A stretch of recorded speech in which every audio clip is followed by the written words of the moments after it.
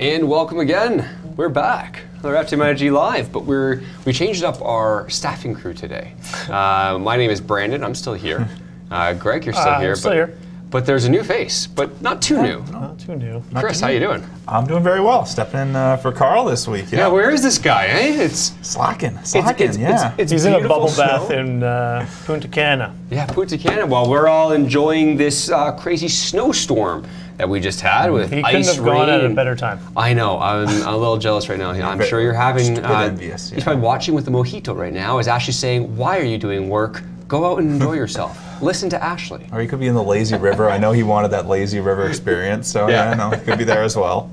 Very nice. Well, gentlemen, it's been an interesting week. It's been an interesting week. Where do we start?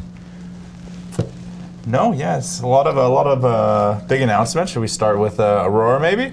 That was a massive one, and we know we've been talking about it for a little bit. I know the guys on Midas have been talking about it, but we haven't yet. Hence why we're going to bring it up. What was as the fund manager, by the way, you do this for a daily, as your daily job. You're constantly looking at the market. What did you think of the earnings? Was it significant? Are you bullish? Are you bearish? What are your thoughts? The most surprising thing that I saw come out of this really is the lack of really reaction by the market. When they missed earnings by that much, let's say, I would expect a stronger reaction, but it held fairly strong. Do you think it was priced in beforehand, though?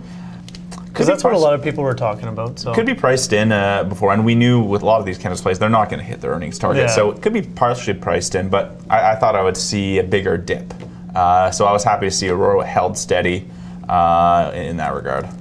Yeah, and I think what really stood out to me was the fact that a lot of these are, so the last week we were on here, we were talking about how news agencies and different newspapers, they've got a narrative they like to push. It's been like that for forever. But when it comes to cannabis, they have a specific narrative. I've seen it year after year, and we started getting the whole, hey guys, watch out when Aurora's and after their earnings come out, you're going to see a lot of losses on their account because these investments, the investments are down. Yeah. And it wasn't just one newspaper, it was multiple, and they were all starting to get this. So then all of a sudden Tuesday happened, and you're seeing a big gap down the morning, and everyone's like, oh, here it is again. I thought, here we go again. But then we quickly had a turnaround. Canopy really shot up, went right into the green, and we had a green day for the most part. I think that shows that there is a maturement of the sector. People did not see this as this whole, oh no, everything's going to hell, we're all screwed, because they know it's a process. It wasn't a massive sell-off. Yeah, they know it's a process. They know that we're building towards this. But I just thought it was a really interesting sign of strength. Because if this happened in January, or if this happened especially in December, November, whatever, or any time in we would have had 3 or 4 days of just bloodshed. Oh yeah, absolutely. We didn't this time. Yeah. Do you think, either one of you, that this is a changing of how people are approaching things, or like what's into? Should we be reading into this or not? I don't know. It's tough to tell that one. You know what I mean? Like, I think there's a lot of good sentiment in the market now. There's a lot of good things happening just in the market as a whole, not just like the cannabis sector itself, right? Like, I mean, you have good things going on in the States. Is your phone making some noises? No, the phone is making a little bit of noises. Yeah, see it. No, that's fine. And it's interrupt me. That's all right. Don't worry about it. But no, I see things are kind of changing. Like, I mean, I don't really always go off by the fear bot, but I mean, I like to look at it and everything like that. And if you look at it, I mean, fear isn't completely here, you know, like I feel like it's kind of gone to a little bit more greed than the fear, but it's nice to see, you know, like you said, we would have seen a huge sell-off most of the time, but you know, things are actually strengthening, I feel. So yeah, it was interesting. And for those who don't know, the Fear Greed bot, something in our Discord chat rooms that we have, but that's also a program. It's actually widely used now, where it takes, I believe, 7 different metrics, like your puts and calls for the last little while, the momentum, the sentiment. It takes in loans. There's actually a lot going into that. It's not just a random bot. Yeah. It's really interesting when you see that really down, but in the tens where it's extreme fear. Could be a pretty good time to buy. When you see it in extreme greed, could be a pretty good time to sell. I think we're like right in the middle right now. Yeah, the last time I saw it was at like 60 or something like that, obviously out of 100, but. Yeah, and if you bought it when it was on the 10, that was in mid-December when it was around 10 or 12. Anyone who bought during that time, I don't care what sector you're in, I think you're doing pretty well if you held on for a little bit there. Oh, some are, yeah, for sure. But another thing that really popped out to us, for all of our viewers who are familiar with Nanosphere, NSHS, I believe is the Canadian ticker. Yeah. Yep. Why is it down today?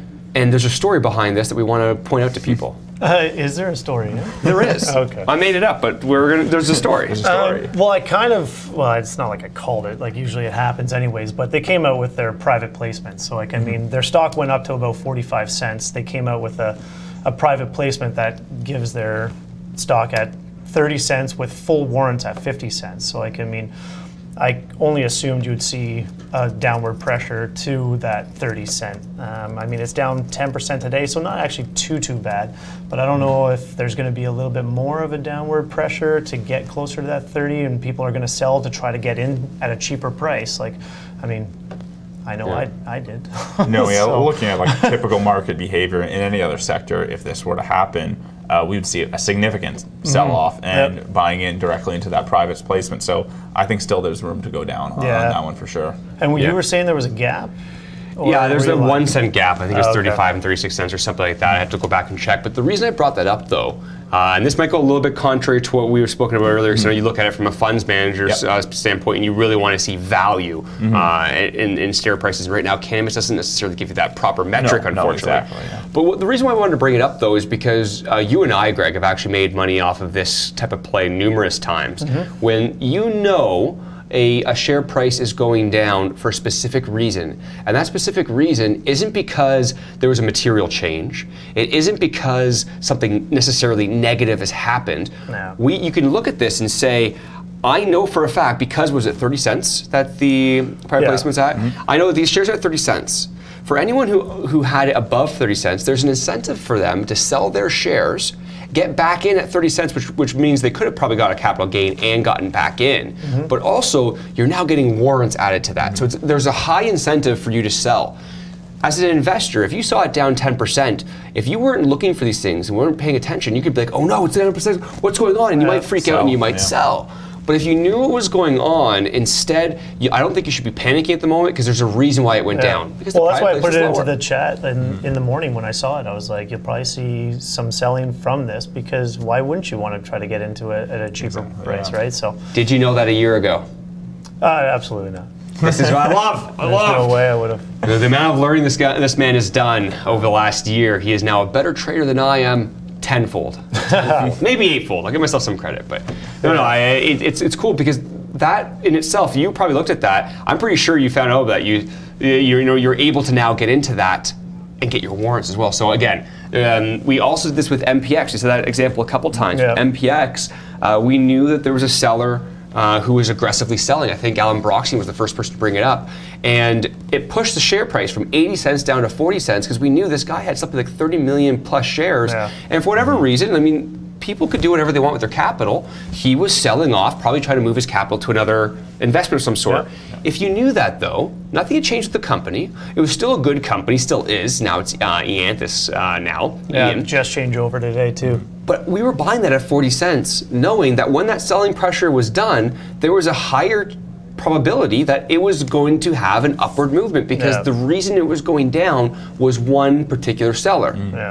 We made doubles off of that in a matter of a month because we knew what was going on. We were informed. Yeah, the only time I've ever seen a private placement increase a value of a stock was GGI, Garibaldi Resources. I think they had a private place. I can't remember what the price was, but they had it higher than what the stock was at, and it actually moved it up to that price. I was like, okay. I was like, that was a good time to buy. Price in downwards, price in upwards. It works both ways. Right. So it was pretty cool. Here's an interesting one, and I actually do want to talk about this because this was a very. I didn't see this one coming.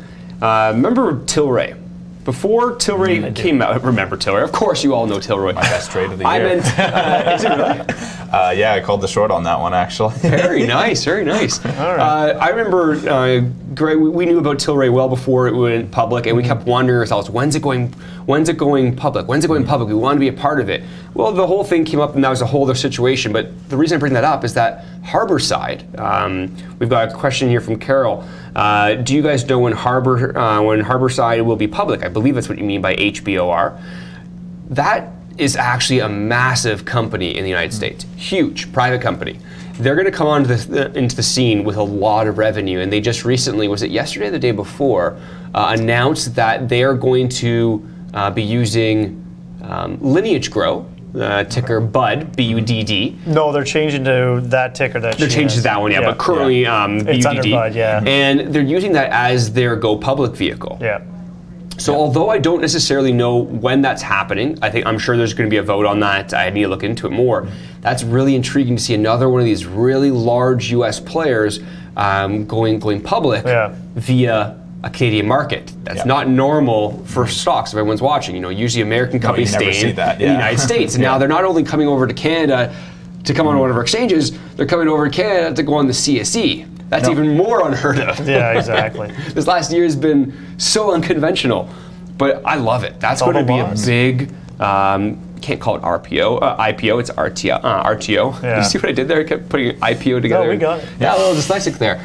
But that will be a really interesting one, and someone had pointed out to us as well that Aurelio Useche, CEO of Relivium, is on the board of Lineage Grow. It's amazing what you can find when you actually just dig into certain companies and everything like that, and the connections that certain people have with everybody, right? And I know Harborside is really, they have a lot of clinics. They were like the forefront. We saw them at the Cannabis Symposium. Yeah, that was a Canaccord event, I believe. And I'm pretty sure they had a pretty strong medical background in clinics. They were really pushing legal cannabis, but through medical states. Yeah. For them to possibly have a connection with Relivium, where Relivium is obviously going into nutraceuticals, going into creams, but then also their IP from CannaKits, from Weed the People, if you want to see that documentary, it's a really good one. It'd be really interesting. This is purely speculation because for all we know, when Lineage Grow and Harborside come together, we have no idea how if that management's going to commingle, what's going to happen there of any kind. Yeah. But we're speculators here and speculating the fact that it's just a very interesting piece because that you'd think that a lot of things that Relivium does, especially that they're in the States selling these products, would bode well for Harborside. But at the end of the day, Harborside could always be like, we are who we are. We're going to keep being who we are. You never know, but it's a speculation. That's why we have shows like this, so we can just talk about things. You love the speculation, right? Absolutely, it's cannabis. It's a great word, speculation. This industry is like 70% speculation. Like I know it's going to be an amazing industry. I've been believing it a long time, but half the times you're trying to bet on whether a stock goes up or down. It's not because of the actual value of the company. You're speculating on how other people will react to that. Trying to get into the ones that are going to be bought out, right? Yeah. So interesting. Interesting. So Carol, I did not answer your question at all. I don't know when it's actually going public, but I hope we at least gave some. He has his own agenda when he reads these comments. Yeah, saw Harbor, just went with it. Yeah, just go with it. I can saw it on. Yeah, but they didn't say when they were going public, so we actually don't know exactly when. So who knows how long these RTOs take. Generally if they don't even say a quarter, it's going to be a decent amount of time. Yeah, Bud has already been, has it? It's been like at least a year that it's been halted. Yeah. So, if you're in that one anyways, you can wait a little bit longer. Yeah. Is that one of your halts, Brandon, right there? That's not one of my halts. I escaped that one. It's one of mine. I actually didn't go into Lineage Grow because I didn't want to go into other halts because I already had TFS. Too many halts, TFS. I already had IEX. This one seems like it would actually bode well for you, though. So. Did we talk about the IEX and the shares in the TFSA? Did we do that last show? I don't believe we did. Correct me if I'm wrong. Go in the chat room. But it's not IEX, it's the TFS. You're getting all your halts mixed up. Yeah, TFS. In the TFSA. So that was a really strange one where, if people are watching this, a TFSA, if you're an American investor, that doesn't have to do with you, but it's a tax-free savings account in Canada where you're allowed a certain allocation every year. It gets larger and larger by a certain amount. And if you go over that amount, though, there's huge penalties there. They're actually very strict on that. And I got a letter 1%? from 2% per month. 2% per month. I got a letter from TD stating that my TFS, my Spinco shares, because I got free Spinco shares, my investment's down 92%. That's why they're free. Throw you some bones here. But they automatically went into my TFSA. And in the TFSA, it's almost like 95% of the time, you are not allowed having a private company in your TFSA. I know that, but because it went into my TFSA, I never thought twice about it. It was just there. Yeah. Well, I get a letter from TD saying, you know, you have 2 different options. If you don't act on this in 90 days, we will choose which option that we're going to do. And they basically said they're either going to tax me on half the amount, and then for every dollar above that, they're going to tax me on capital gains, so it's not like it's in my TFSA anymore. It'd be just like a cash account. Or the second option, they're going to sell my shares for 1 penny, and then charge me 1 penny, so that it is a 0 transaction, and steal my shares from me. What if I moved and I didn't get that letter? Well, that's it. And they take all my shares from me. Thanks, TD. There's a reason why I'm at Questrade and do my own stuff now. I'm gonna stop there, but that's a really interesting thing, though, because there's people out there. I'm sure if you're in cannabis companies, there's a lot of these random spin-off cannabis companies. There's a chance that if it went into your TFSA, it may not be eligible. You should be talking to your broker because you need to fix that, or they can possibly send you a letter saying within 90 days if you don't act, we're taking it from you. To be honest with you, I would have never known if you didn't put that like in our chat. Like I had zero idea that was happening. I didn't know. Like I knew the Spinco shares were in there, but I didn't know why. And then when you mentioned it, I pretty much just called you right away and was like, "Is this true? Like, how can they actually do that? Why?" Like, that's just not fair. No, yeah, from my perspective, if it's not TFSA eligible, they shouldn't be putting it in the TFSA. I sort of want to put a bit of onus on the institution, but their contracts are thick.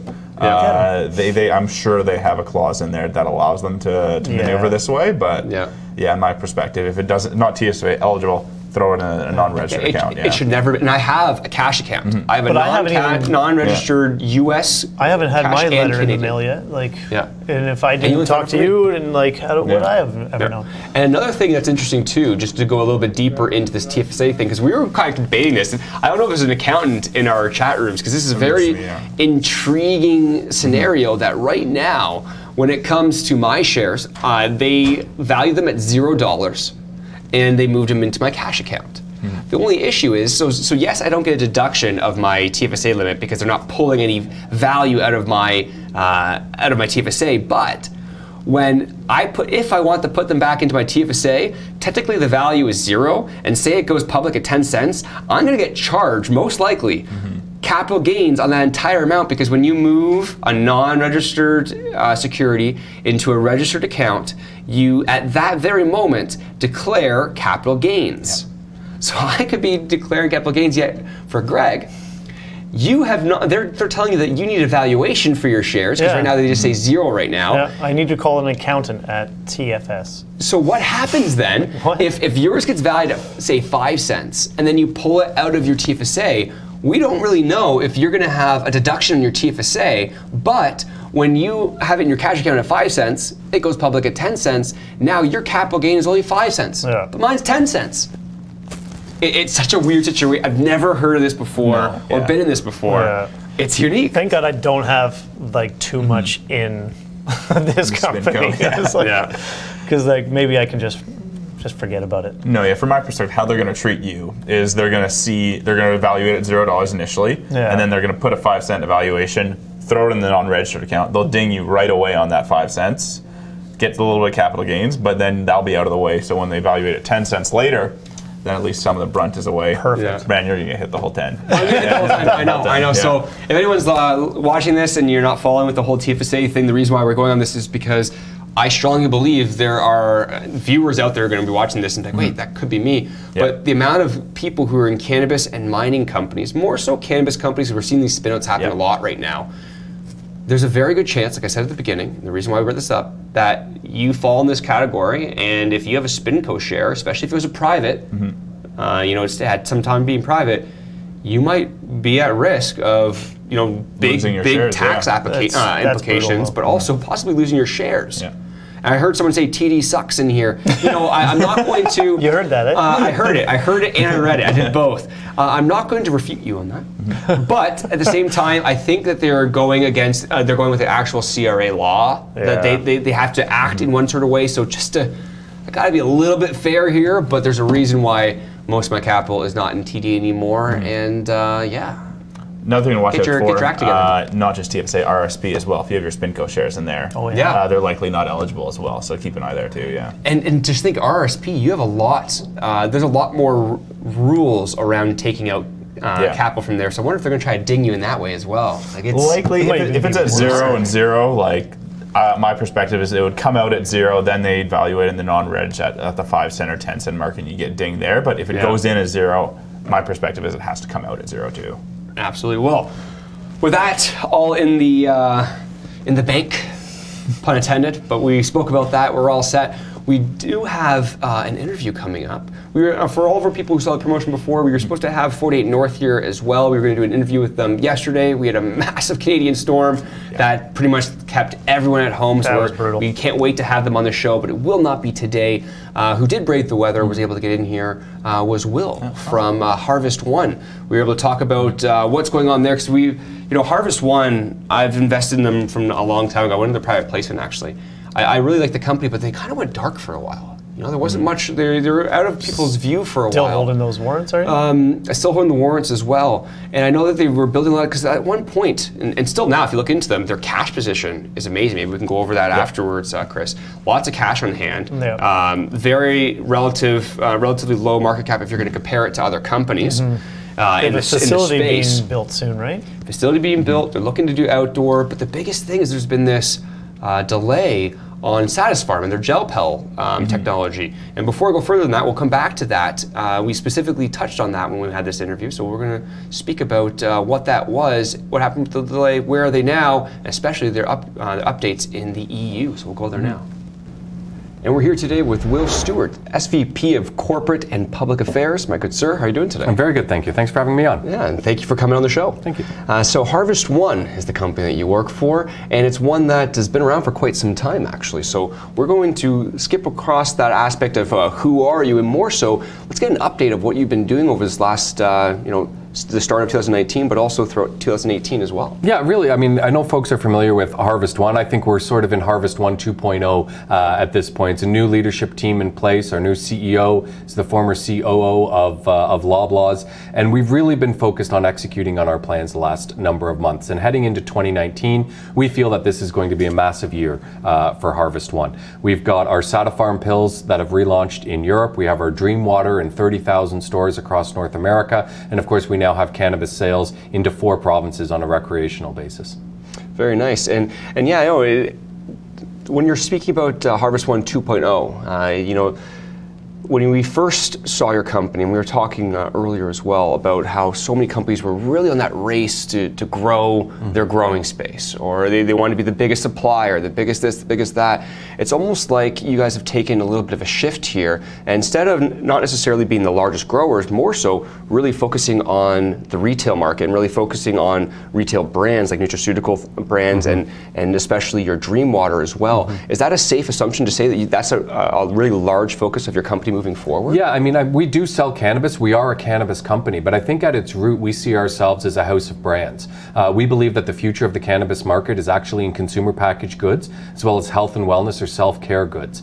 So what you're going to see from us is an expansion of our existing grow facilities for sure. I think we need more of our premium indoor grown flower to supply that recreational market, which we sell under 2 brands right now, Royal High and Captain's Choice. So we're in a variety of provinces with those products. I think we need more growing space, but we're not going to be the ones who are opening a 1 million square foot greenhouse. We're doubling our capacity at Duncan, which is our existing facility. We are constructing or renovating a facility in Lucky Lake, Saskatchewan. It's about a 60,000 square foot building right now. And then we're looking to add a little bit more capacity, probably somewhere in Ontario, just to have that nice spread out capacity across the country. But we really see ourselves as an indoor premium flower grower of about 20,000 kgs per year. And that's about it for us.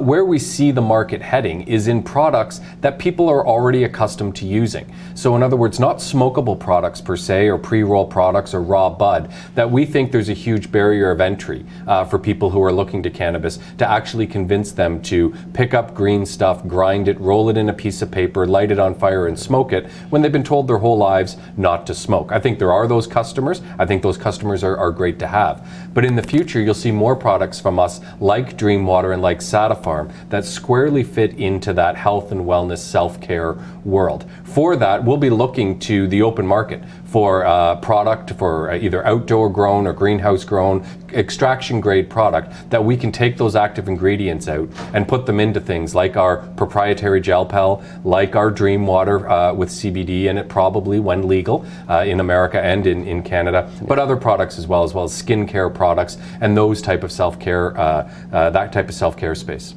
Absolutely. Now, speaking specifically on Satisfarm and on the gel pel, there has been a slight delay bringing that into Canada, and I believe you just reformulated it as well. Yeah. Do you know when we can start seeing it in Canada, or a rough timeline, and what was the reformulation for? Yeah, so basically we had to reformulate in Europe. Our classification went from a food novelty to a nutraceutical. That required some reformulation, which we've done. The Satisfarm team based in Ireland, manufacturing in Switzerland, are doing a fantastic job with that. It's a proprietary way in which we make it. It's little tiny gelatin balls inside of a capsule, which allows us to do different things with the product. In fact, we've done stage 2 clinical trials on pediatric epilepsy with that pill, and the results have been quite surprising and quite good.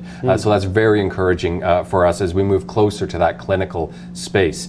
So now that it's been relaunched, now that it's for sale again in Europe with bricks and mortar retail announcements hopefully coming soon, we're going to try to move it into Canada as well. If we can work cooperatively with the federal government to get import permits for that for sale, we'd like to be able to do that. Failing that, we'll be looking to set up a manufacturing line of Satisfarm inside of Canadian borders quite soon. Yeah, and it's really interesting when it comes to the CBD products, where we all thought that Canada was going to be a really great market for that, and I still think it's going to be. But what surprised myself personally, I think the market has been surprised by it as well, was the Farm Bill passing, and now United States is really opening, as this is going to, in my opinion, may just be the place for CBD products. It's going to be widely accepted.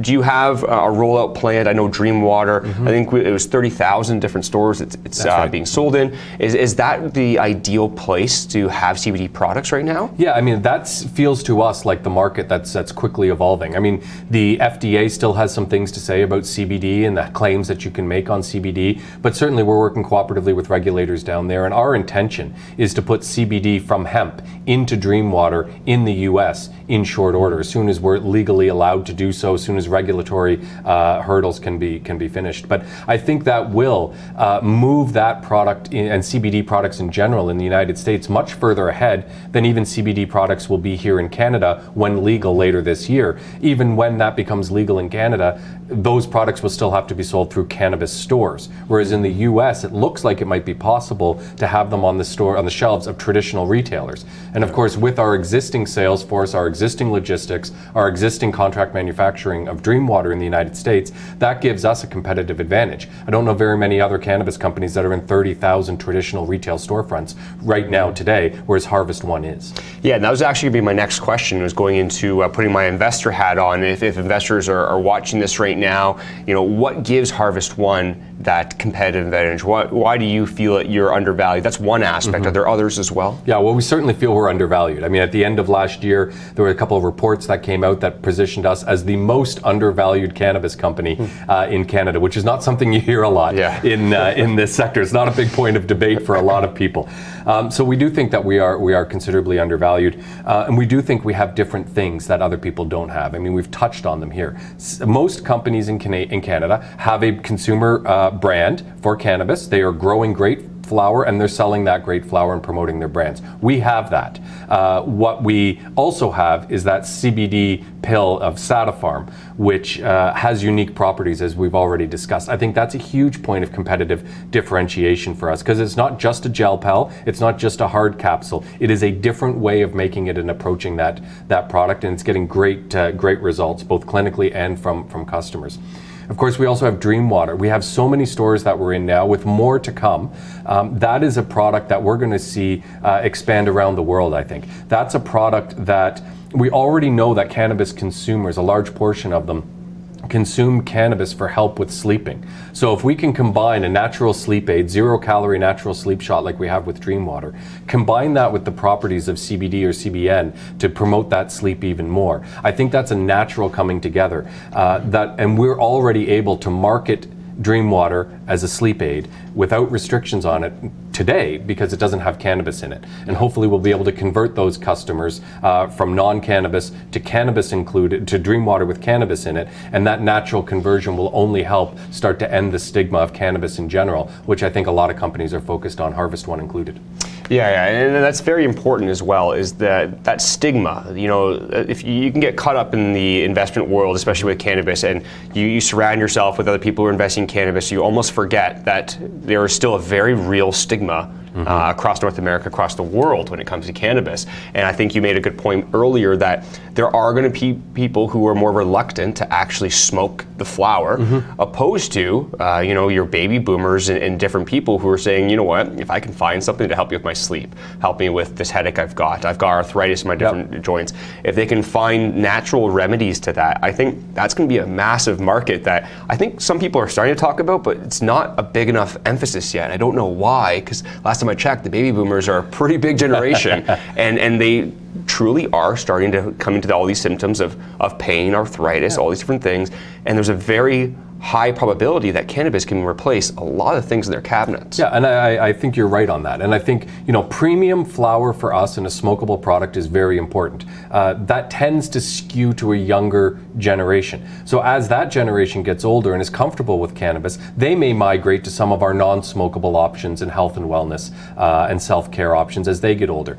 Boomers now, I think they are coming around to cannabis. I saw a report from Statistics Canada last week that said that the average age of cannabis consumer that is medically documented in the way that the federal government says it has to happen, those folks, the average age of those folks is already 50 years old. And those people, you're more likely to be a daily or frequent user of cannabis if you are medically documented to need cannabis. So you've got this convergence of young people who are recreationally smoking cannabis now that we can hopefully bring over to our self-care and health and wellness consumer packaged goods products. And you've got this existing generation of baby boomers or older Canadians that, as you say, are feeling aches and pains and are already starting to migrate towards cannabis as well. And maybe they go through a natural sleep aid like Dream Water to get comfortable to explore Dream Water with CBD in it. So we see the best days of Harvest One ahead of us for those two reasons alone.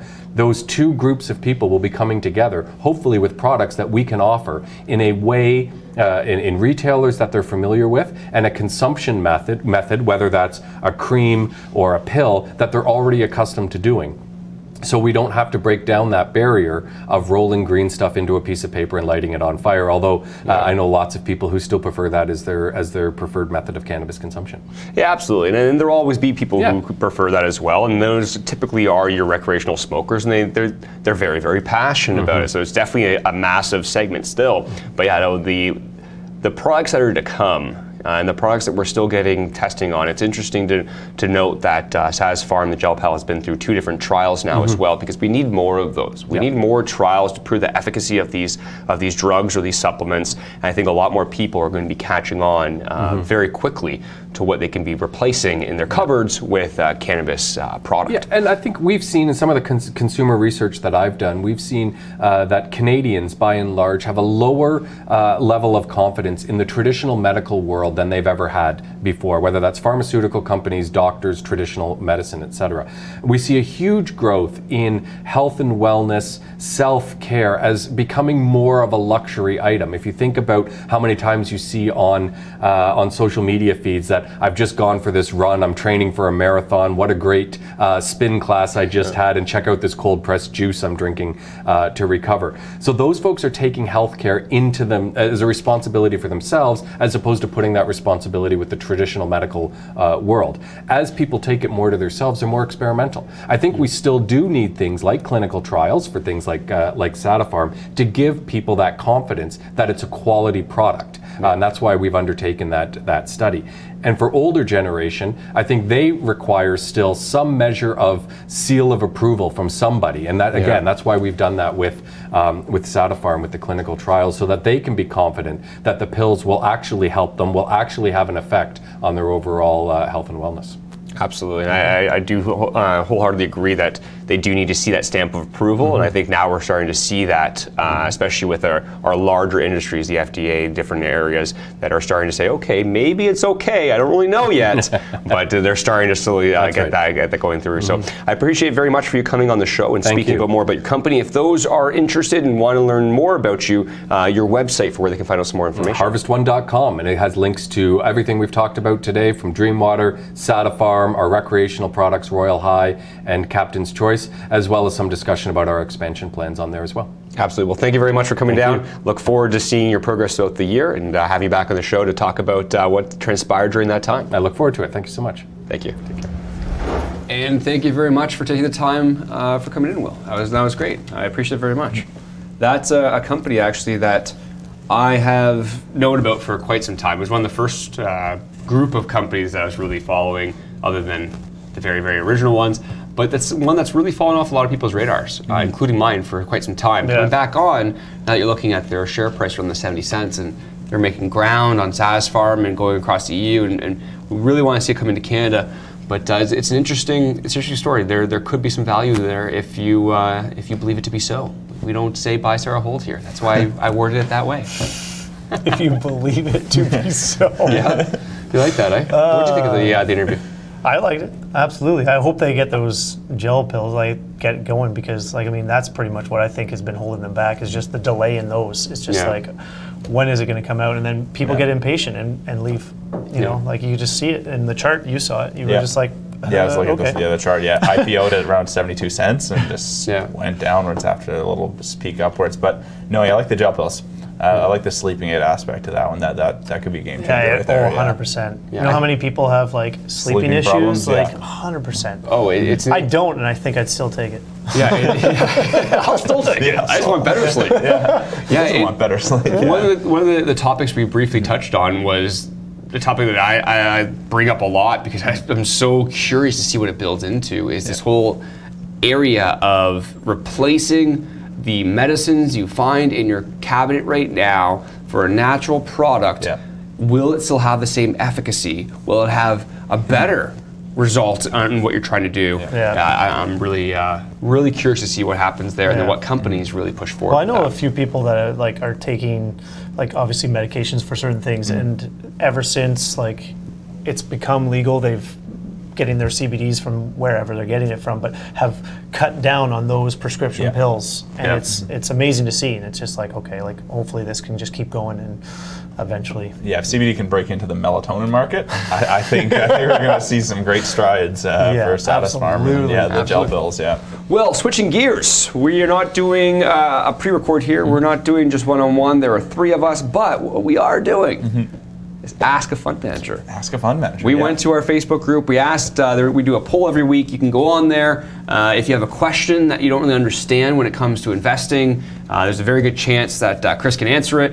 We put it in there. You can put your own question. You vote on whichever ones you want, and we have some winners that we're going to go over. What's the first one that we're going to go over? First one is, do you think the cannabis sector is currently an investor's world or a trader's world? And I think we all can help speak to this one. But personally, I think it's a mix of both worlds. I think we're seeing more of the investors gravitate to some of those larger plays.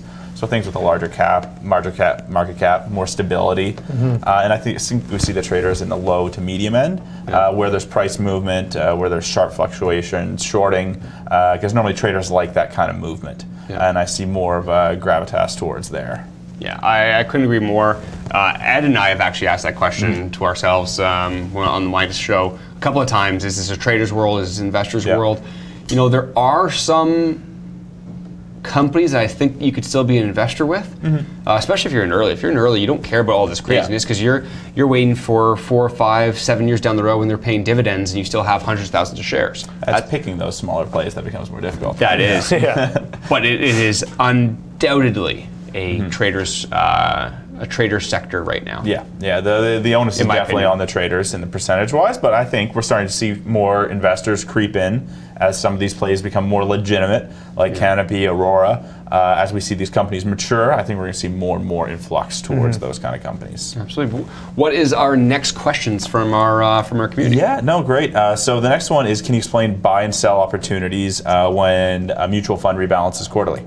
Yeah, I really like this question. It's something that's not often talked about too much, but it can be a neat source of profit.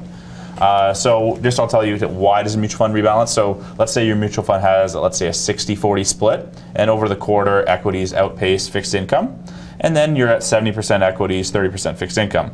Well, that manager's going to have to sell off a lot of equities and buy some fixed income to come more in line. So this always happens at the end of the quarter. That mixed in with investors normally do the reviews at the end of the quarter. So when they're doing the reviews, they often make sells. So at the end of the quarter, there's not only an influx from the fund managers, but also from individual investors. So the markets can be flooded with equity sells, the prices will drop, and there'll be fixed income buys. So if you're a trader and you want to possibly capitalize on this, last 5 days of the year, buy some equity, sell some fixed income, and then come the first day of the quarter, sell the equity and buy the fixed income. Oh, interesting. And a lot of people don't really know that. And I just want to turn on a comment really quickly here in our FTM Media YouTube channel. The Super PVDB says the present day in the marijuana stock market is undoubtedly much more stable than it was only a year or so ago. And quite frankly, that doesn't change whether it's for investors and traders that we were talking before, but I absolutely agree with you. Yeah, 100%. Because there's certainty. Yeah. There's at least certainty. Everything was...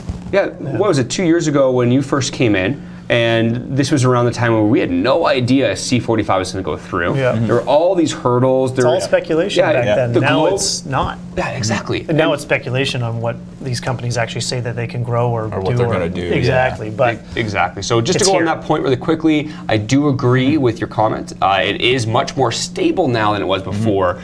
But I think the word stable is more... It should be more secure. There's more legitimacy. There's a safeness around the sector in itself. When it comes to individual stocks still, there is a lot of volatility, and it is still very much being swayed by traders and by momentum and by algo trading, which most of the market is. But I still think that still stands. No, yeah, and if you're a new investor, my recommendation is always to use an ETF first. Picking those individual stocks, unless you're doing the proper due diligence, it's just not there. I personally like the active one from Purpose. I interviewed their fund manager. Great team over there, and in the past 1 year return's been over 50%, so no complaints there. I've been in with them since inception as well, so check it out. MJJ, very good fund. Very nice. Is that, cannabis, is that the American one? No, this is the actively managed Canadian one from Purpose Investments. Gotcha. Yeah, no, I've been a fan of them for a while now, Nice. What is our third question? Yeah, so this one here, very interesting, crowdfunding, more topical of late. So should you invest in private companies through crowdfunding or stick with the stock market? So this one, 3 different types of crowdfunding. I'm assuming they're talking about equity crowdfunding instead of, let's say, doing it through a donation or for the service or product at a cheaper rate. But with equity crowdfunding, similar to investing in a company, you're receiving ownership for your funds. And there are a few pros to this. For the company themselves, it's hard to finance unless you're using angel investors, venture capitalists. So it's pretty dominated by that type of market. So for the companies themselves, they can get easy access to capital. And you as an investor, you don't need to be accredited, which is a hurdle for private placements sometimes. Technically, you're going to be getting it at a very discounted rate. And there's good future prospects because angel investors do have a much higher return than the average stock market. Again, huge risk with these ones. Most startups fail, just plain fact. So your odds are not in your favor. Odds are you'll actually lose money instead of gaining. And then in Canada, if you look at startups in the past year, we lost 7,000 in a year. So big numbers there. Another thing, dilution. They're often going to issue more shares. And what this means is your percent of ownership will drop down quite a bit. The shares are very illiquid. So in summary, I would say this is more gambling than it is investing. And your due diligence has to be more than on point, and sometimes the information is just not available to you. Yeah, or it changes very quickly from when they're doing seed round to your next round to the next round to the IPO round, whatever it be. It's amazing. You see one deck, and then you get ready for the next raise, and it's a completely other deck. Sometimes it's another company. Yeah, it's not always just, it's something's new. Oh, the company's changed. Now they're in cannabis. Like, there's often changes throughout the stages, Yeah, and funny enough, though, that's actually where I love to have some of my money. Because I really try to find a company, though, where I know someone in the management, or I know what they've done in the past. So it's not so much you're investing in what they're going to be doing based off of a fact sheet, or sometimes it's just like a one-sheeter. Like, it's nothing. It's nothing, But you more so believe in the person that's doing it, people, the or history, the people who have done it. They've come from capital backgrounds, or they've come from whatever. So I still find it very lucrative to get on these early rounds. But the reason why there's such potential for having a 3, 4, 5 bagger before it even goes IPO is because you actually put up with a very long wait time, most likely, some 1 to 3 years. But the amount of risk of not just your capital going down, risk of catastrophic failure, zero. It is there. It's definitely there. And what I did appreciate that you mentioned is you're speaking to these companies, you're speaking to the management, you're getting these details. If you're not getting these details, it is gambling. At least you're doing a bit of due diligence, getting some information there, which does help. I'm at least researching before I gamble. No, exactly. You're trying to put the odds a bit in your favor, So, but no, that's a great one. I think we had one more here, and then we're going to go over to Johnny Mac, because we also, I don't know if to explain anymore. Most people know Johnny Mac and what we do. But we'll do one more question, and then we're going to go right into the stocks that everyone was choosing for us to break down their TA. Now that we have you here as well, maybe just talk about the company in general, but only if you know them. What's the last question from Ask a Fund Manager? So I'm actually going to go with one that was towards the bottom, but it was thrown in a comment. It was valuing venture capital firms. So this is our Rock Shield Capital type of firm. And I found this question quite interesting, because not many people know how to evaluate a venture capital firm. And if you're not familiar with them, it's just a company that goes out and buys little pieces of other companies, and then you're buying into sort of the package. So similar to what an ETF or mutual fund does, but they technically usually invest in startup companies or early stage companies. So you are buying, let's say, a little basket of early stage companies. So technically, if all was healthy, markets were good, no investor sentiment, you would just be buying it at the value of the little companies minus the fee. But a few things that come into play is definitely the firm's experience, the team, and when we're looking in the cannabis industry, it's the cannabis industry. So just that itself is going to put a negative connotation on it right away. And with some of these ones, if let's say you don't like one holding in the company, well, it's very possible you're just not going to buy that company. So you're not going to invest in Rock Shield Capital. Let's say you don't like T-God. You're just not going to invest in it. And therefore, the market value will drop, even though it should be a profitable company. So in a, let's say, a perfect world, they should be evaluated similar to ETFs and mutual funds, but there's many other little factors that come into play there. Yeah, and it's interesting because with another one as well is QCA. I think people might know that one a little bit more than Rock Shield, even though that one, RKS, I think it used to be. QCA, Quinsam Capital, Terry Booth is on the board of directors on that one. At least he was when I last looked into it. Could have changed since then. But they have been in a lot of these early cannabis companies. They're also, the one we were talking about earlier, City View Green and IEX, they own a little bit of both of those companies. It was interesting though, because at one point the value, their market cap, was trading below the value of their investments. And from, if you're looking at this from a number standpoint, you're thinking to yourself, how can that possibly be when, if you look at these other cannabis companies, they're trading at multiples of like 3x, 100, 4x, 300, infinity if they don't have any revenue yet. It's amazing how, I think it comes down to not really understanding how to value it, because if you look at the company, you're thinking to yourself, well, because of their investments, they're actually worth like 20 million based off of their actual money invested.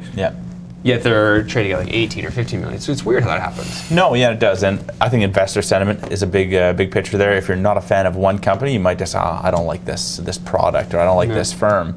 But over time, if the industry matures and they're still around to live the day, they should catch up to the proper evaluation. It should even out. So if you think this company's in it for the long run, then jump right in. Shoulda, coulda, woulda, but you never know when it comes to stock market, because at the end of the day, it all comes down to how many people want to buy and how many people want to sell. The invisible hand of the market. What the algorithms are doing. Always right. Going over to someone who is always right. Not always. A lot of times. Johnny, how you doing, my good sir? No pressure at all, eh, Brandon? I pulled back afterwards. Almost A lot of times, but I thought it was a segue. It was the only one I had at the moment, so I went with it. How are you doing today? I'm doing okay. How about you guys? Doing well. Very well. Yeah, we're just trying to make it through this, the last little bit of winter, hopefully. Yep. Probably not, though. Probably Second a day little didn't more to go. like You guys to work. have power. You guys have power, so that's a good thing, right? I understand some of It was Toronto flickering lost its yesterday, power last night. apparently. I would not be surprised. There was some crazy, crazy wind yesterday. It was yeah, it was a brutal, pretty bad yeah. storm, actually. So that it makes it challenging. People actually have to, talk to each other instead of looking at their computer. God help us all.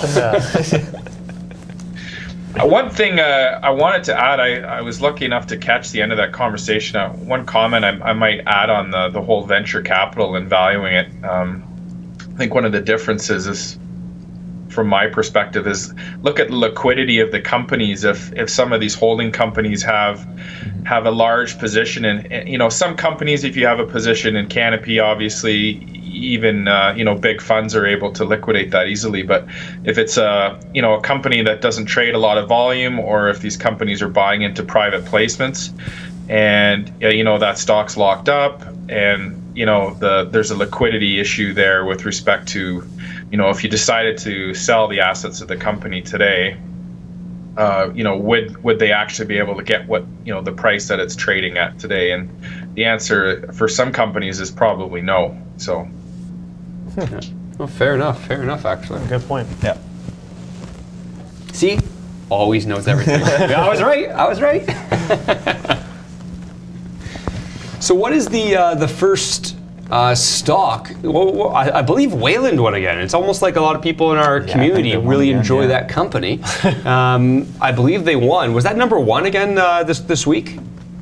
I think it was, Brandon. There's obviously people are suckers for punishment, the way the chart is. But yeah, it was the winner, I believe. So just taking a quick look here, bringing up the sort of a little bit of a longer term view, just to remind everyone, we're basically back into that trading rate. That support area that we've been in. That's been sort of critical for the company. I've noted it before. It was a big rebound back in the fall of 2017. We had some pushes out of it in the fall of 2018. We lost it when the market turned really ugly in late December, but we're back above. But the unfortunate thing is, with that nice push the company got, put in a higher low, which was good, but the follow through here was weak, and we lost that low once again. That's something Wayland just really struggles with, is holding on to its low. So look where we are. We're right back into that support area. So if you're long the stock, I think you want to see that the support area is going to hold, and you don't for me, if I was holding it, which I don't, by the way, I don't have any position in it, but if I was, I really think it's important to establish a base and to work with that. And right now, I would say you want to see this support level hold, because it's been a historically important one. And if it doesn't, then you're looking back at potentially re-challenging these lows set in late December, which obviously wouldn't be good. If you look at the weekly chart, I've said this a number of times. Like, look at where the RSI is. Even on these pushes, we didn't get above 60 here on this last push. Basically, because that rally sold off, we got this really big upper wick. RSI is based on closing prices. We didn't even break 50, so we weren't even into bullish momentum territory here. So the expectation is that it kind of looks like it's going to roll over a bit, and you would hope to set some sort of higher low than we got here. Potentially look to change the trend around, and again, one of those areas you could look for is it's not highlighted on this chart, but the chart we were just on was hoping that this current area of support holds, and that would be a nice area to try and make a rebound off, and that would give us that weekly higher low, and then you'd be looking to see some fall through to try and challenge this recent high. So this is the sort of the zoomed in daily chart. Again, that key support level I have highlighted, we're right in there. This area around 119 was sort of acting as a shorter term support, but we lost that on Monday with a decent volume day. So we're right back in the support area. I think I mentioned it last time we covered it. We were able to push almost into overbought territory. So that's a welcome sign, because it hasn't been there since the early fall of 2018. So that was a potential sign that the balance of power is shifting from the sellers possibly to the buyers, but we need to see some follow through, and we're not seeing that yet. You can see, we did put in a higher low here, but very weak follow through. The volume was okay, but not particularly convincing, and we've since lost that, so that's a problem. So, at this point, it's where is the stock going to find its rally point and try and push off and reverse this, the shorter term daily consolidation that we're into right now. By the way, our accumulation distribution is starting to go back into a distribution signal as well, which isn't a good a signal. So, it's just, I don't know what it is. There's so many other stocks in the MJ space that have done really well lately. They've been making new highs. I mean, they are consolidating now, but Wayland really hasn't participated in that. A number of companies made some good pushes in mid-January. They did pull back just like Wayland did, but when they did recover, they actually went on to push higher than this previous high, and we didn't see that at all with Wayland. We got a very weak push. So there's supply coming on the market from somewhere and not enough people to take it. I don't know if it's short sellers or I never did get to it, and I've been meaning to look at where this company was initially capitalized at. I don't know what the RTO would have been capitalized at, and I was wondering where those shares are sitting, because I'm kind of questioning where all the selling pressure comes from sometimes. I'm sure other people have their thoughts, but overall, I think it's short term. It's looking bearish. The sellers are in control. Still some potential to change it around, because we did get this nice thrust up. So from a daily chart perspective, we almost hit overbought territory. That's good, but we're not seeing the follow through. So, the buyers are going to have to start flexing their muscles and get this trend short term turned around, and hopefully maybe over time try and turn around even the weekly chart sort of from a longer term perspective. So that's my view. I don't think a lot has changed. We keep covering this one, and it's, almost every time I feel like it's unfortunate that there's usually a lot more signs of selling pressure than there are buying pressure. But the one good thing I think this thrust was a good thing to see. We hadn't seen it in a while, so it's potentially something to work with. We are back above this key support level, and the support level so far is holding. So those are some positives to take away from it. Yeah, if you don't mind, I'm just going to add something right into that. There's been some speculation on various social media groups and things like that, speaking about the possibility of MMCap trying to push this down again for another fortuitous raise coming up. It's just something that you need to keep in mind. I don't necessarily know that's true. It's just hearsay at the moment.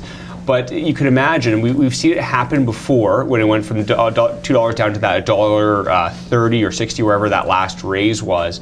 Because I personally don't know as well. I'm with you. I don't know where this selling pressure can come from. And this is a company that I followed quite closely for a long time, because they have so many different assets and so many different things that could really, really make them a great company.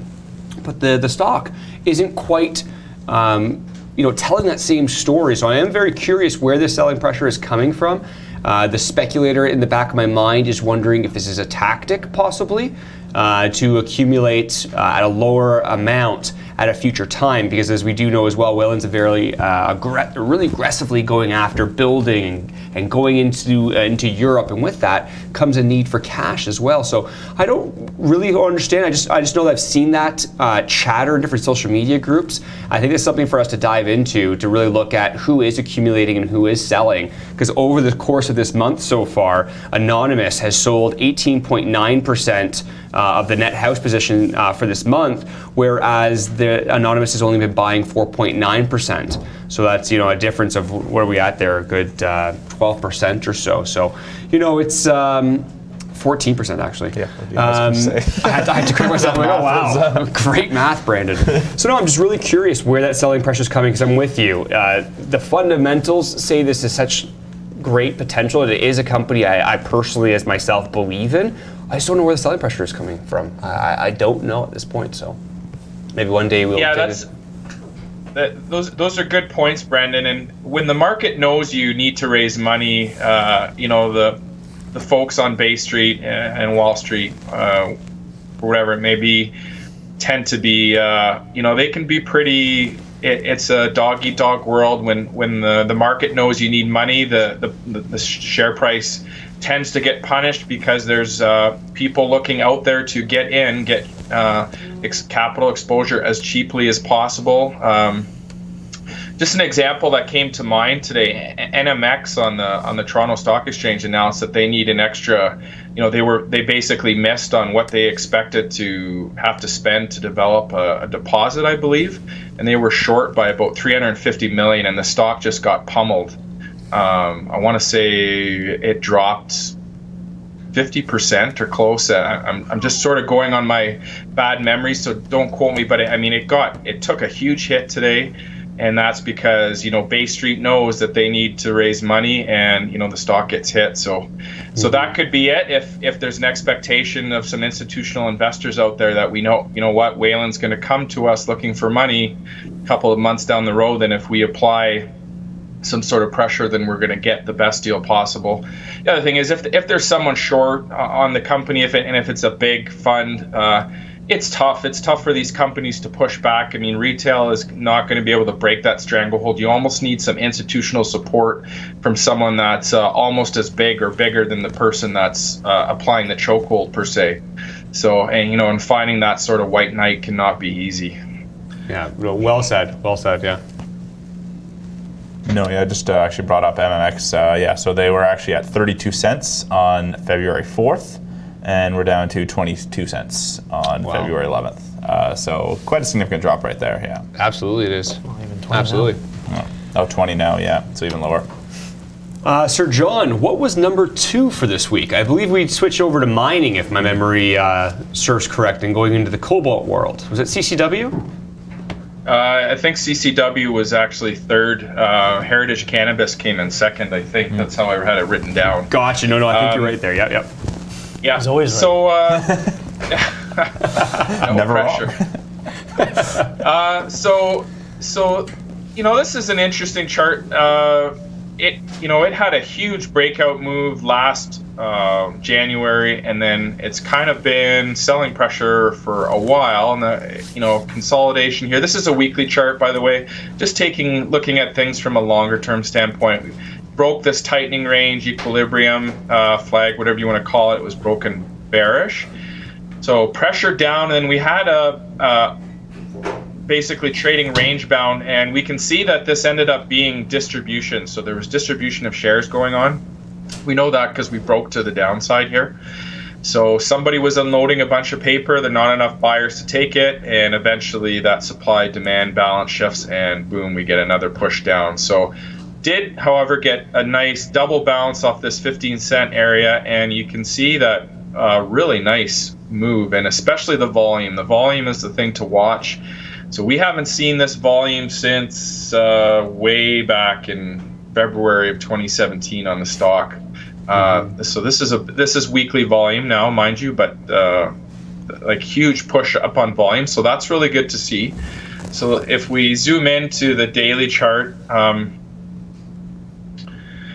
kind of identified some support and resistance zones. So where this resistance zone is coming from, and maybe I should have pointed it out on the weekly chart, but when the stock was sort of in that range bound area, when it kind of took a pause from moving down, this is the area that it was basically failing at. So you know that there were sellers dumping a bunch of shares on the market, and there weren't enough buyers to take them. So every time you got into this trading range, price range, and it's about 35, give or take a little bit.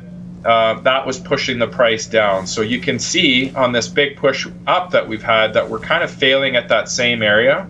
And it's not, shouldn't come as a surprise. Again, these areas where the sellers, for whatever reason, they like to sell in these certain areas, it's the same sellers that would have been showing up here that are likely showing up here. But some really nice moves out the bottom. We had a couple consolidate, little flag here, breakout bullish, ascending triangle type pattern here, breakout bullish, left an open gap. So when we get gaps up, we always look for a gap up to provide support. And this is actually coming, if you look at, roughly the area where the stock was finding support when it was consolidating horizontally. I know we had this little blip here, but generally speaking, around the 25 cent mark, maybe a little bit lower, 23 to 25. So that was acting as the support in this horizontal consolidation. And then once we're back through it, resistance. So we had a couple tests here before we were able to break. What impresses me a lot is the stock actually gapped into this area, and then look at the volume, just a huge push in volume to push us out.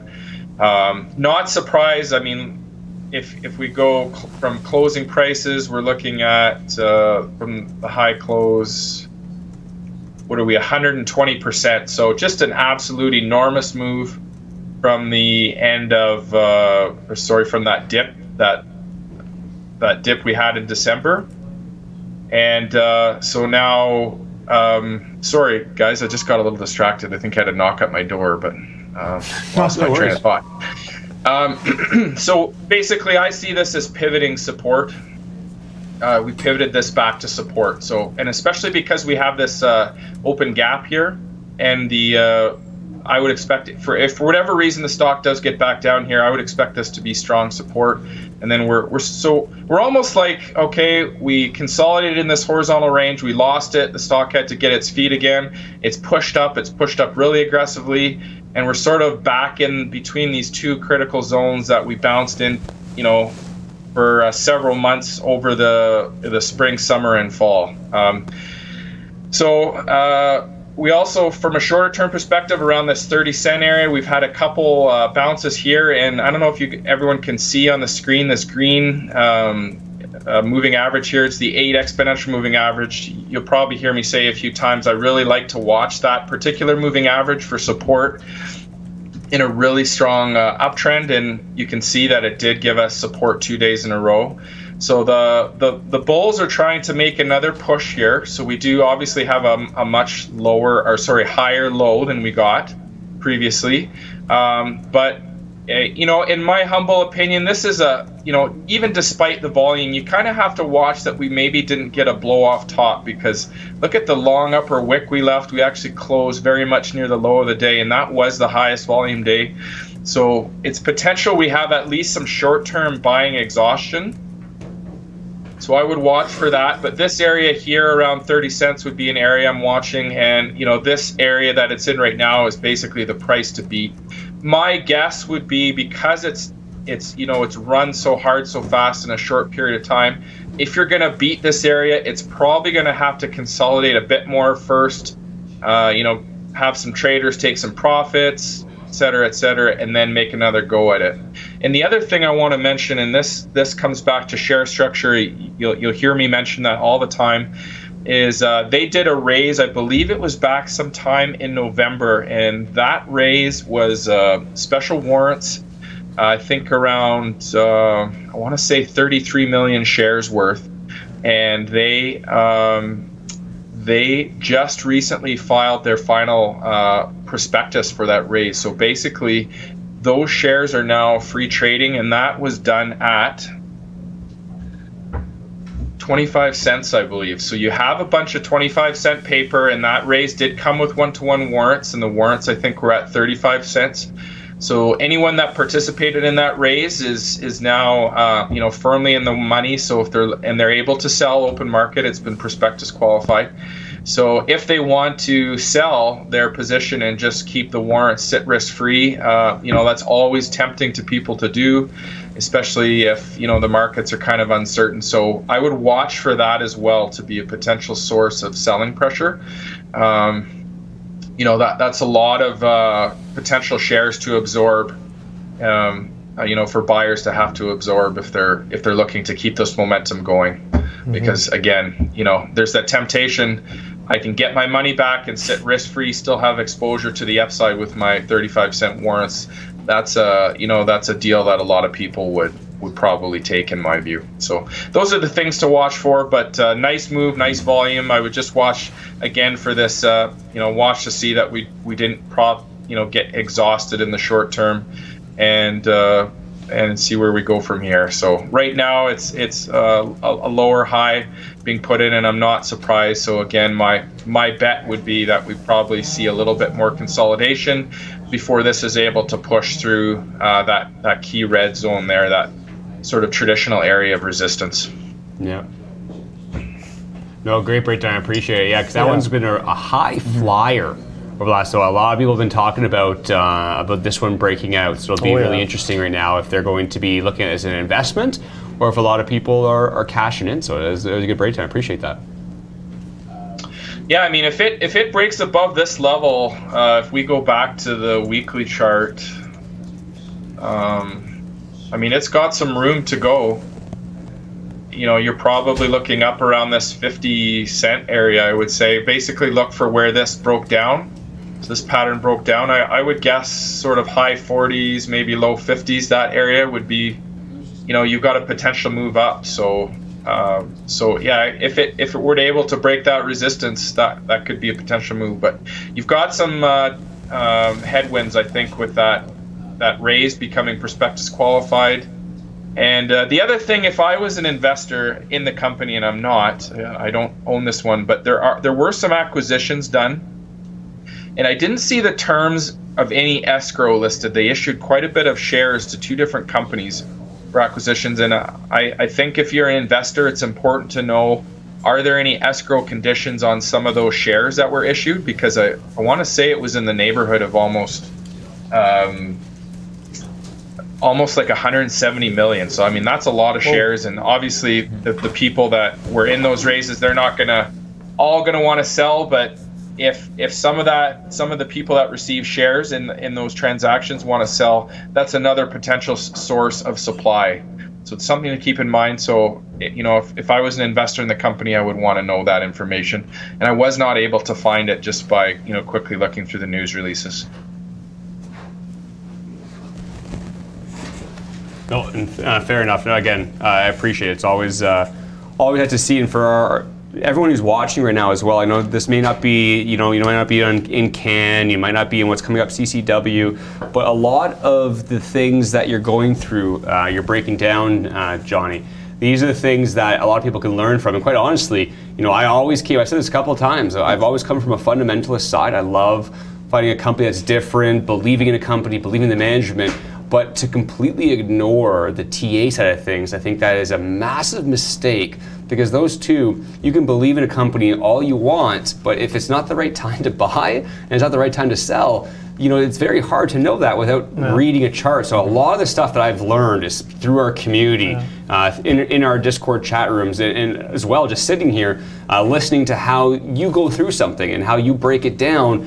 So for all those who are watching, you may not be in this company, just know that I think there's a lot of different aspects that you're covering that is very important. You can still learn from and take that and use it on the stocks that you are invested in. So I just want to put that point in there. You can make or lose a lot of money doing that kind of thing, right? Yeah, absolutely. You buy right at the wrong time, right before a private placement comes out. It goes down 10%. If you had known that was coming. Warrants come free, like he said, it goes right back down to 25. Like, not saying it will, but always look at those things. That's awesome. No, all the trends he's mentioning do apply to most stocks there, whether a stock breaks out on high volume or low volume. This will be a significant measure to whether this trend continues or decreases. Yeah, absolutely. So sorry to cut you off there. I just want to make sure I said that, because we're getting some comments in the chat rooms asking if you've got your own channel, and that they love the way that you break it down in a very easy to understand manner. So appreciate that, and appreciate the one that's coming up as well, because I own this one coming up, and I have seen it go up and down at least a half a dozen times. Where is it going next? Okay, so I believe you'd be talking about CCW. Before I get too deep into this, yeah, I really want to emphasize that to everyone. If you've struggled to do well in the junior markets, one of the most important things to know about a stock, if you're going to get into a stock, unless you're day trading it for one day, it's so important to know the capital structure of the stock. Are there cheap warrants out there? Is there cheap paper out there? Is there a private placement that's coming up to be free trading? That's where the supply and demand issues are going to come from. So there's a bunch of people looking out there to sell to you, because they're looking to take risk off the table or whatever. That's the kind of thing that can, turn what looks like a fundamentally great company into a bad investing opportunity. And these things are sometimes very short-term events. It might take a couple months of downtrending to just wash that paper out, but it still means that you could have waited and got more shares or been at a better entry point, so you're at less risk to yourself. So very, very important, any kind of investment in a junior company, because they're mostly being financed by equity. Just make sure that you know where that cheap paper is sitting out, and anytime there's raises that are becoming prospectus qualified, or the 4-month hold on a private placement is expiring, those are all things that can potentially harm your chances of making a profit. So anyway, getting back to CCW, this is a weekly chart. It's one we've covered a couple times. Overall, that you can see that the overall trend is generally up. We've had some, considerable consolidations within these pushes, but and that's when we're in right now. We are in weekly consolidation mode. We are in basically a descending wedge. So, and that's because you can see that the price is sort of converging. And this descending wedge basically has a bullish bias to it, and the reason being, I think I've mentioned it before, is the slope of this bottom support line is lower than the slope of this upper resistance line. So the more aggressively sloped a line is, the easier it is to break. So the nature of these patterns is it's easier to break out to the upside than it is to the downside. So the upside being the more aggressively sloped line than the downside. And actually on this chart, if you look on the weekly chart, so we're putting in lower lows here, and then right here it looks like we have a higher low in at 465. So the buyers have finally started to push back a bit, and we were able to actually exceed the previous high. So we have changed the trend around on the weekly, and we are, as of right now, there's still half of today plus 2 more days of trading to go. Again, this is a weekly chart, but we are bouncing up against that, that angular resistance, this down sloping line basically, but potentially looking to break out here. I will note that even with these sort of aggressive consolidations we had, take a look at the RSI. The opposite of a lot of the stocks we tend to look at seem to be in downtrends. So you constantly hear me saying, this, even on the pushes, the stock's not able to get above 60 in RSI. On the opposite side of things, when the buyers are generally in control, the balance of power is in favors of the buyers generally. I'm looking for the RSI to move no lower than 40, and that is actually the case here. If you look in the weekly chart, we've had several bounces off that 40 area. So even though we are consolidating here from a longer term standpoint, the buyers are, I would say there's a bullish bias here, and you can tell that in the chart. It's just even though we have these aggressive consolidations, generally speaking, the chart is slowly creeping up over time. And look at this beautiful, very strong accumulation. So again, in real terms, what does this actually mean? It means that more times than not, and especially on higher volume days, these candles are closing towards the high of the week as opposed to the low of the week. So closing closer to the high, and that's what gives you this really nice green. So that is indicative of accumulation going on. So let's zoom into the daily chart here. So I think last time it's been a while since we covered this, Brandon? I think it has actually. Bit, yeah. Yeah. Okay. So we were looking good for a while, and I was thinking potential breakout here. I think a lot of people were, and then we broke down out of this pattern that actually had a bullish bias. Basically, you know, an ascending triangle type pattern. You could have just said it was, you know, horizontal range as well. I can view it as that as well, but we did. Either way, we broke down from that range, and the area that was providing support, take a look what happened, converted to resistance. So again, that support area, that when you break it, it pivots to resistance. So we've had a number of rejections, 1, 2, 3, 4.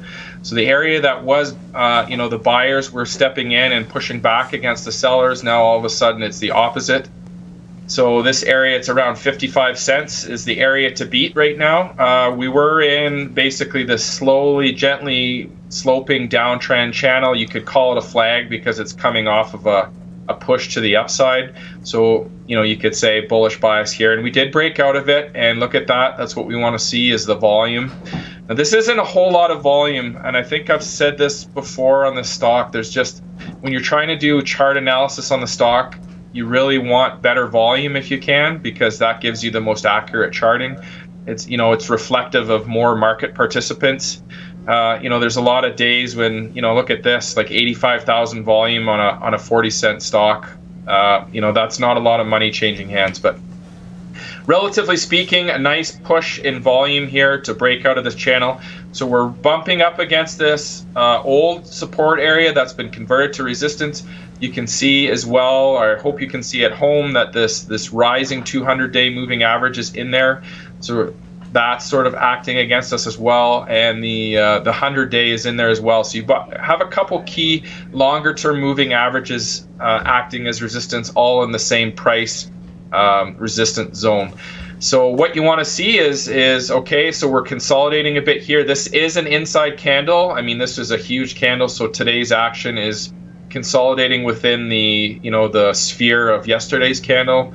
So, you know, it wouldn't surprise me if we consolidate a little bit, but what you want to see is just a push through this resistance zone, and we want to see that volume coming again. And if we do, then I suspect we are possibly heading up to the mid-60s again. So the same area that was kind of holding the price in check back here, that would be the area I would look for a rally to, you know, to run into some trouble. So if we're able to pivot this area to support or get it above, make a push, I wouldn't be surprised if we get an attempt at this, you know, the mid-60s. And if it does pull back, then the area that it's currently struggling with, you would expect to provide support because we're back above it. Nice strong accumulation on this stock as shown. So lately, you know, it has pivoted nicely, which is good to see. The only caution I want to throw out, and I've thrown it out before, and here's the problem with this stock. I don't know why the company keeps doing it, but there is news leaking into the market, rumors of news, rumors of great news. And the problem is that a bunch of people are buying the stock strictly to flip it. They're looking to hold it. You know, you're buying here, and as soon as the news comes out, you know, very high chances that they're just looking to dump it. So the reason the stock price is moving up is because you're taking supply off the market. But if, you know, the same people that are taking that supply off the market go and dump that supply right back onto the market when the news comes out, that's going to apply selling pressure. So I'm always a little cautious when I see, you know, I don't understand why the company does it to yourself. If you want what I call a successful news release, where your stock price goes up and rallies on good news as opposed to sell the news, then you have to be careful about your news leaking into the market. And you know, unfortunately, this news, you know, the prospect of a good news release does seem to be leaking. So that's sort of a caution flag. But overall, I say with this nice increase in volume from a chart standpoint, certainly things are looking better. You know, with the news coming, everyone seems to say it's coming very soon, then I would expect, you know, it wouldn't surprise me if we are able to beat this resistance and get back above, and then we're into this zone. And again, if this, you know, the price starts to push, this is where I'm looking for, you know, the sellers to push back. And again, talking about share structure, last time we were here, I think there was a private placement done at 65 cents. Wasn't a huge one, but nevertheless, those shares are now free trading, as far as I know. So if we get back to the 65 cent mark, there could be some people looking to just, you know, if they can get 65 cents for their shares, cover their capital costs, they might want to do that and sit risk-free on their, you know, their warrants. So again, know the capital structure of the company. Yeah, it's an interesting point you said, because that's, Now, I find that's really, really a massive part about the mine industry, the exploration industry, where we're really seeing a lot of these news releases that are about to come out. There are particular people and groups and whatever it be that know about this days in advance. And, you know, I don't understand it because it's never had a good follow through, ever. Not that I can really remember. It's always, you get this little bit of a spike, that news finally comes out, and then anybody who's buying off that news is quite literally just being used as a liquidity event for all the people who brought it up to that point. So it's almost like you're getting a net zero. You're going right back to where you were. Why not instead shock the market, come out with something, especially if it's really great, and then people will pile in from that and get that going, kind of like how RNX first did when they first came out and had that boulder come out. I don't know if that was leaked. It could have been. I never heard it or saw about before. I don't think it was. But look at the run that happened because it was unexpected. The exact same thing goes for interest rates. You would know that. No. If you know interest rates are going to go up, then people react differently. But if you thought they were going to go up, but then the Fed or Bank of Canada instead actually cuts them or delays them, that unexpectedness is what moves markets. It's economics 101, but also can fit right into here. Why do you keep doing it if it's the same result? We'll never see the Fed leak any news into the market, so I don't see why any of these companies would take that same approach. Maybe they think it's a good thing. I don't know. They get a lot of liquidity. It's always liquidity, liquidity, liquidity. It's what they keep talking about. But surely, just wow some people for once. And instead of me knowing this last week, oh, it's imminent, it's imminent, it's imminent. Come on, this is like Supreme Pharmaceuticals of 2017. We get it, it's imminent. It's coming, you're getting your sales license. I hate that one. I think it was 2016 actually now. It's a while ago. But anyway, and rent. I think you know, the comedic thing about CCW, I think news has been, you know, that dreaded imminent word for a while, and this is you know, this slow pressure down is just people getting tired of, you know, thinking there's going to be news and there is none. But obviously the market right now thinks news is close. They think the news is going to be good, and those are the rumors going around, and they're very public. They've been put out there. Nobody's hiding it. So, you know, that news had to come from somebody at the company. So, you know, if we get another sell on news event, then what can I say? History repeats itself. I personally don't get it. You want to surprise people. How many times? I mean, it goes in any facet of your life. If you know what you're getting for your birthday as a kid, like, you're not as excited anymore. But if you thought you weren't getting it, and then all of a sudden you did, like, you loved it. As kids, we understood this. Yeah. As adults, I don't know. I don't know why this is fleeing us. Unexpected things, when they're good at least, have a greater sentimental value, whatever it be. You get more excited from it. Let's stop going with Albert Einstein's definition of insanity. You can't just keep doing the same thing over and over and expect a different result. Maybe we'll learn that one day. Maybe we won't. It's unexpected, whether it happens or not. But no, before I forget, guys, I just wanted, for disclosure purposes, I do hold some of the stock. I wouldn't say it's a very large holding, but I do hold some CCW for investment purposes. No, do we have, Brandon, do we have time to throw in Nanosphere? Or are we running short on time? No, we've got a few minutes here. So the Nanosphere, because they've, we actually talked about them at the beginning of the show, about their share price coming down because of a new private placement that just came out, but I'll let you do that. Let's bring it up. Okay, much like Can, just an enormously strong push here in the last, over the last month and a half off these lows in December. Company was sort of trading. Actually, maybe we should start with the weekly chart. Might be a little bit better just for perspective. So generally, this has been in a downtrend since, pretty much since it started trading. It was kind of sideways here, so we had some consolidation, but again, looks like distribution to me because we got a push down. So we're back, very much like Can. It actually looks very similar. We've got this really aggressive push up, and we're right back into the same area that was causing problems before. So it happens to be a previous support zone around the, say 50 cents to, 50 cents to 46. So basically the high 40s to 50 cent area. So this was acting as support. We lost it, or not we, because I don't own the stock for disclosure, but the stock lost it, and and it's acting as resistance now. So 1, 2, 3 big rejections, and this is where we're rejecting here as well. Same area. So these areas, you know, they tend to be significant. They come into play quite often. This is a relatively new stock. We don't have a lot of price history on it, certainly from a weekly standpoint, but look at that. We're right back into that same resistance area. So if we zoom in a little bit here to the daily chart, really nice volume on these pushes, and the strength here was pretty crazy. You can actually see that the stock gapped up 3 days in a row. So we gap up here, gap up here, and gap up here. Now the top gap has since closed, and we did get a bit of a, you know, a potential blow off top for the same reasons I would be concerned on CAN. Same thing here. We got a really long upper wick. That was the highest volume day, so it's got to watch for potential exhaustion event here with buyers kind of getting exhausted on this push. And you know, if you look at it on a closing basis, we went where did we go? 122%, very much like CAN. So you know, that's a huge run in a short period of time. Obviously, anyone buying here, if they have any sort of trading instincts or trader mentality, they're going to be taking some profits. So you're not surprised to see this consolidation, which we have. I'd marked this yesterday as, you know, a support because we did get a nice bounce off of it. You can see that we broke through that today. So on these aggressive moves, I do watch the 80 MA. The other one I watch is the 10 SMA. I tend to think as long as the price stays closes above those two, and I don't like to see much of an intraday move below, that bodes well for a potential trend continuance. So right now we